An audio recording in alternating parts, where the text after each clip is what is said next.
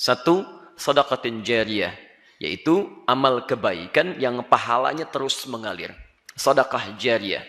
Ingat, bukan amal jariyah ya, tapi sedekah jariyah.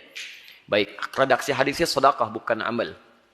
Amal itu bentuk tunggal, mufrad, jamaknya a'mal. Jadi kalau amal itu pasangannya dengan jari, a'mal baru jariyah. Yang kedua, amal itu umum. Ada amal saleh, ada amal sayyi. Ada yang baik, ada yang buruk. Tapi kalau sudah sedekah, itu artinya kebaikan saja. Di semua kebaikan, amal-amal baik itu disebut dengan sedekah. Disebut dengan amal saleh. Tapi kalau sudah kemudian terbagi pada dua bagian pada yang buruknya, maka disebut dengan sayyi namanya. Paham ya? Jadi redaksi hadisnya sedekah jariyah. Nah, kalau Anda misal punya sesuatu yang ingin diniatkan sebagai bagian dari ladang pahala akhirat kita, maka Anda harus cerdas memilih. Apa kiranya amalan yang saat saya kerjakan, pahalanya tetap mengalir sekalipun saya meninggal dunia. Maka Nabi memberikan rumus namanya sedekah jariyah. Dibagi dua. Ada sedekah tsabitah. Sedekah tsabitah itu kebaikan yang saat dikerjakan pahalanya datang pada saat itu tapi terputus seketika. Di saat kita meninggal dia nggak datang lagi.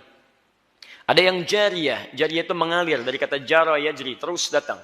Jadi kalaupun kita meninggal pahalanya terus mengalir. Contoh, Anda punya uang 50.000. Misal, Anda belikan makanan kemudian Anda berikan pada si fulan. Atau Anda berikan langsung uangnya pada si fulan. Kemudian orang itu makan dari situ, ada tenaga bagi dirinya. Ketika dia gunakan tenaga itu untuk berbuat baik, misal dia salat, misal kemudian dia baca Al-Quran dan sebagainya, Anda dapat bagian dari pahalanya. Sepanjang tenaga itu masih dihasilkan dari bahan yang berasal dari Anda. Dari uang Anda. Kalau Anda berikan misalnya uang, dia pakai pakaian. Pakaiannya dia gunakan untuk menutup aurat. Ya kan? Atau misalnya pakaian dia gunakan untuk salat, maka sepanjang digunakan Anda dapat pahalanya. Tapi kemudian kalau tenaga itu sudah hilang atau pakaian itu kemudian rusak dia buang, maka tidak mengalir lagi bagi Anda. Selesai sampai di situ. Modal yang sama, yang pertama tadi disebut dengan sedekah tsabitah, tetap sampai situ. Mauqufah, selesai. Yang kedua jariyah, dia mengalir terus. Misal modalnya sama 50.000, Anda belikan mushaf. Paling cepat Anda berikan pada penghafal Quran. Kalau sekedar disimpan di masjid, alhamdulillah. Tapi coba lihat berapa banyak mushaf di masjid, nampaknya jarang tersentuh. Silakan lihat. Ya, berapa banyak orang ke masjid buka mushaf kemudian membaca mushafnya. Memang ada yang baca, tapi intensitasnya dari sekian hari itu berapa yang baca? Kalau Anda mau cepat, titipkan pada penghafal Quran. Cari penghafal Quran, masuk ke mahad Quran, berikan kepadanya. Demi Allah saya katakan, dia punya dua keistimewaan. Pertama, penghafal Quran itu lebih banyak bersentuhan dengan mushaf. Jadi hampir setiap hari dia pegang, dia baca, dia pegang, dia baca. Yang kedua, penghafal Quran itu ketika membaca Al-Quran pasti mengulang-ulang. Jarang ada yang sekali baca kemudian selesai. Jarang. Kalau pembaca cuma sekali baca. Alif Lam Mim, dzalikal kitabu la raiba fi hudan lil muttaqin. Pembaca. Tapi penghafal Alif Lam Mim, dzalikal kitab, dzalikal kitab, dzalikal kitab, dzalikal kitabu la raiba fi, la raiba fi, dzalikal kitabu la raiba fi, hudan lil muttaqin, dzalikal kitabu la raiba fi, hudan lil muttaqin. Berapa kali dia mengulang? Dan bukankah setiap hurufnya 10 kebaikan? At-Tirmidzi nomor hadis 2910. Man qara'a harfan min kitabillahi falahu 10 hasanat.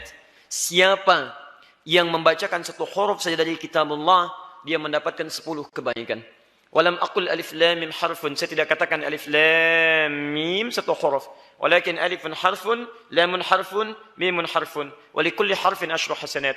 Tapi alifnya satu huruf, lamnya satu huruf, mimnya satu huruf. Setiap hurufnya 10 kebaikan. Dan berita baiknya, karena mushafnya berasal dari ikhtiar Anda, maka berlaku hadis Muslim nomor hadis 1893. Man dalla ala khairin falahu ajruhu mithla ajri man fa'ala bihi min ghairi an yankusa min ardi syai'. Siapa yang memfasilitasi pada kebaikan, man dalla ala khairin falahu ajruhu mithla ajri fa'ili, maka dia mendapatkan pahala seperti orang mengerjakannya. Min ghairi an yankusa, tanpa dikurangi Ya, tanpa dikurangi min ajrihi syai, sedikit pun dari pahalanya. Sama persis. Jadi kalau dia baca sehuruf, Anda dapat bagian pahala sehurufnya. Bisa nggak Anda bayangkan, modal 50.000 diberikan pada para penghafal Quran. Baca, baca, baca. Begitu dia hafal, mempraktekkan hafalannya, Anda dapat pahala juga. Karena dia menghafalkan itu dari wasilah mushaf Anda. Kemudian yang paling menarik, sudah dia hafal, dia pinjamkan mushafnya pada yang lain. Ayo silakan baca. Modalnya sama, 50.000, tapi terus mengalir, mengalir, mengalir. Paham di sini? Taib, itu sedekah jariyah. Kedua, waladin salihin yad'u lahu. Anak yang saleh yang mendoakan kedua orang tuanya. Yang ketiga, ilmin yuntafa'u bihi. Ini ada kaitan dengan ini. Ilmu yang diajarkan dan ada manfaat dalam kehidupan. Maka tatkala guru ini mengajarkan dengan penuh keikhlasan, bermanfaat ilmunya, maka setiap murid yang mengamalkan, Masya Allah, berapa tuh limpahan pahala bagi guru-gurunya. Ini bagian pertama. Di tugas guru, itu hanya mengajarkan kewajibannya, kemudian dengan ikhlas dia sampaikan. Hak dia mendapatkan penghormatan, ingat, penghormatan dari muridnya. Kemudian mendapatkan pahala dan balasan dari Allah Subhanahu wa Ta'ala. Pahala dari Allah dan penghormatan dari murid itu bergantung bagaimana keikhlasan dan sikap guru dalam mengajarnya. Karena itulah Imam An-Nawawi membuat kitab namanya At-Tibyan fi Adab Hamalatil Quran. Di kitab itu diterangkan bagaimana menjadi guru yang baik plus murid yang baik. Apa di antaranya? Ada akhlak sebagai seorang guru. Akhlak sebagai seorang guru. Banyak Pak, Bu. Pertama, akhlak kepada Allah. Bagaimana mengikhlaskan hatinya. Dia pelajari dulu nih. Pilihan dia untuk mengajar. Maka begini cara pencarian ilmunya. Muncul Quran surah 96 ayat 1-5. Pemahamannya di Quran surah 9 ayat 122. Dalam memahami itu tetap menjaga peningkatan iman dan ilmunya hanya karena Allah. Quran surah 58 ayat ke-11. Dari situ dia hadirkan rasa takut kepada Allah. Sehingga apa yang ia sampaikan tidak mesti kemudian sembarangan dia sampaikan, tapi dipastikan Allah ridho dengan penyampaiannya. Quran surah ke-35 ayat 29. Kalau itu sudah disampaikan, pahala Allah berikan. Kemudian akhlak terhadap murid pun ada. Apa di antaranya? Banyak. Mendoakan murid supaya apa yang disampaikan itu meresap dalam jiwanya. Yang kedua, dia berusaha memberikan keringanan kepada murid. Jadi tidak pernah ada guru-guru yang baik meminta tarif misalnya kemudian dalam dakwahnya. Tidak pernah ada guru-guru yang baik menginginkan popularitas supaya banyak orang menyanjungnya. Tidak pernah ada guru yang baik perebutan murid dan takut kehilangan murid-murid kemudian berselisih satu dengan yang lainnya. Jadi kalau sudah itu disampaikan dengan baik, penghormatan murid pun kepada dirinya, itu dengan sendirinya akan mengalir seikhlas-ikhlas dan kebaikannya.